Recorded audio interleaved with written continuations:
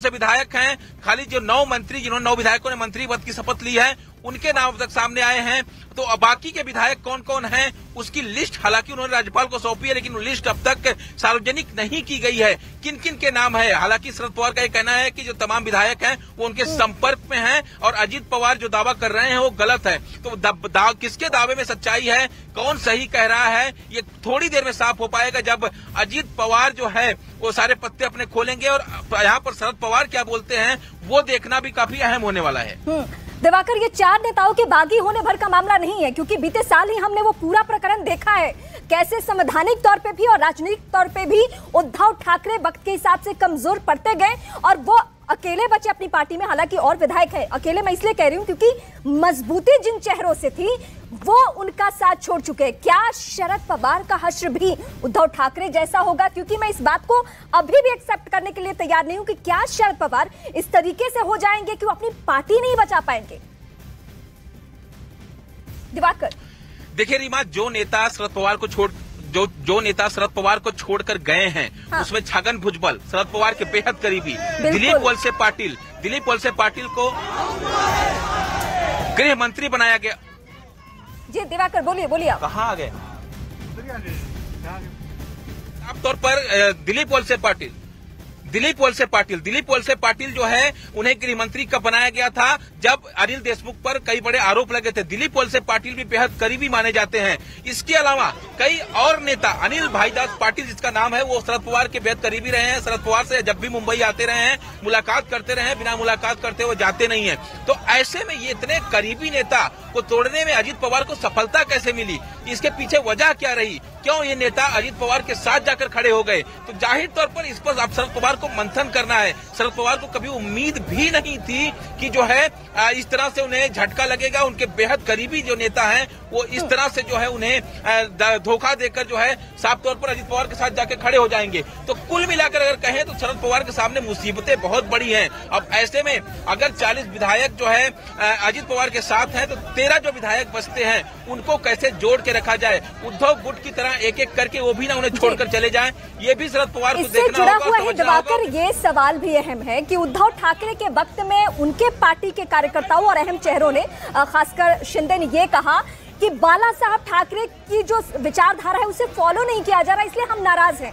NCP तो हमेशा से कांग्रेस पार्टी के साथ में रही है, तमाम उठापटक के बीच में विपक्षी राजनीति ही की है शरद पवार ने। अब इनसे किस बात की नाराजगी है इन तमाम चेहरों को?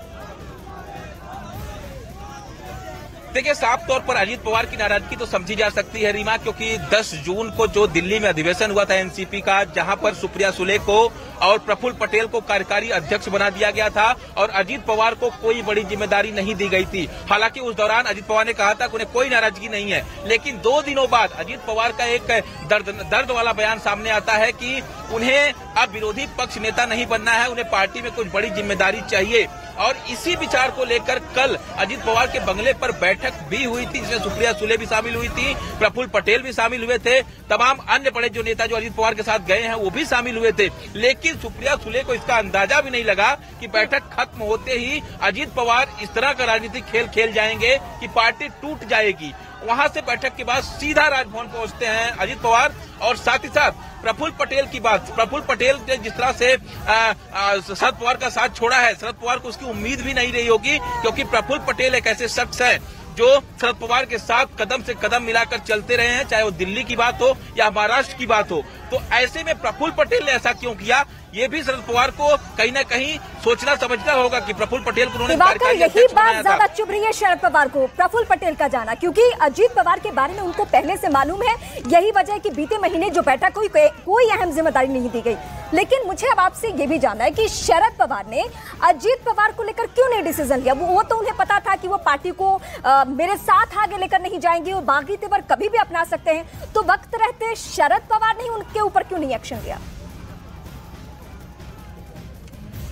देखिए, शरद पवार को ये उम्मीद थी कि ऐसा नहीं हो पाएगा, क्योंकि 5 जुलाई को शरद पवार ने इसी विचार के लिए एक बैठक बुलाई थी। सभी नेताओं की, सभी पदाधिकारियों की, सभी विधायकों की, सभी सांसदों की एक बैठक 5 जुलाई को बुलाई थी। लेकिन शरद पवार की उम्मीद भी नहीं थी कि 5 जुलाई से पहले ही अजीत पवार कुछ ऐसा बड़ा कदम उठा लेंगे। हालांकि नाराजगी उनकी काफी दिनों से चल रही थी, तमाम खबरें आ रही थी, अजीत पवार लगातार डिनाई भी कर रहे थे। अभी भी अजीत पवार ये कह रहे हैं कि वो एनसीपी में है, कि उनके पास आंकड़ा ज्यादा है और एनसीपी का जो सिंबल है उसी पर चुनाव लड़ेंगे। लेकिन अब शरद पवार के सामने चुनौती ये है कि जैसे उद्धव गुट के साथ हुआ, सिंबल भी चला गया, पार्टी का नाम भी चला गया, तो ऐसे में अगर शरद पवार के साथ अगर ऐसा होता है तो जाहिर तौर पर शरद पवार के राजनीतिक कैरियर का एक तरह से अंत माना जाएगा। क्योंकि अगर वो अपनी पार्टी का सिंबल और पार्टी का नाम नहीं बचा पाते हैं तो फिर वही हाल होगा जो उद्धव गुट का इस वक्त हो रहा है। उनके पास न सिंबल है, फिलहाल नाम अलग मिला है। तो ऐसे में अब जहां उद्धव ठाकरे की जो स्थिति है वही स्थिति इस वक्त शरद पवार की है।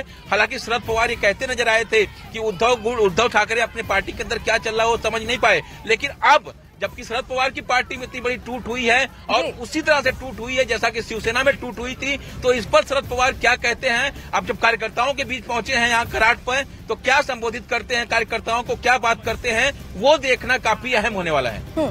अच्छा, ये सतारा की रैली से क्या मतलब, वहां से क्या जाहिर करना चाहते हैं? मैं बार बार अपने दर्शकों के सामने दोहरा रही हूँ कि आखिरी सच्चाई राजनीति की आंकड़ा है, विधायकों की संख्या है, सांसदों की संख्या है, इससे ही पार्टियां चलती है।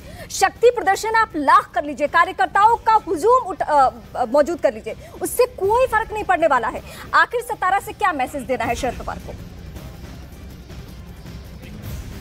देखिए, कल आपको अगर एक बात याद होगी शरद पवार ने कहा कि वो न्यायालय नहीं जाएंगे। सुप्रिया सुले ने कहा कि वो न्यायालय इस मामले में नहीं जाएंगी, जैसा कि उद्धव गुट गया है। वो न्यायालय नहीं जाएंगी बल्कि जनता की अदालत में जाएंगे और जनता जो फैसला करेगी उसको वो मान्य करेंगे। और यही वजह है कि शरद पवार आज जब अपने पुणे के घर से निकले तो वहां पर भी कार्यकर्ता थे, जगह जगह पर 7 से 8 जगहों पर तमाम कार्यकर्ता इकट्ठा थे जहां पर शरद पवार उनसे मिले हैं। अब ये तमाम कार्यकर्ता यहाँ पर भी मौजूद हैं, नेता भी यहाँ पर उनके मौजूद हैं कई। अब उनके जरिए वो क्या संदेश देना चाहते हैं? दरअसल ये कहना चाहते हैं कि अजीत पवार ने भले ही पार्टी तोड़ दी हो, लेकिन कार्यकर्ता जो हैं वो उनके साथ हैं और यही कार्यकर्ता जनता के बीच जाकर तमाम चीजें बताएंगे और तमाम चीजों के साथ जनता का जो फैसला होगा उन्हें मंजूर होगा। दूसरी अहम चीज जो सिंबल और पार्टी के नाम की बात है, तो शरद पवार ये कहते रहे हैं और कल भी उन्होंने ये कहा कि वो दोनों उनका ही रहने वाला है। अजीत पवार चाहे जितना भी दावा कर लें, लेकिन फिलहाल ये चुनाव आयोग को डिसाइड करना है और बाकी जो विधानसभा अध्यक्ष है उनको डिसाइड करना है कि पार्टी किसकी है, सिंबल किसका है, कौन सा गुट लीगल है, कौन सा गुट इलीगल।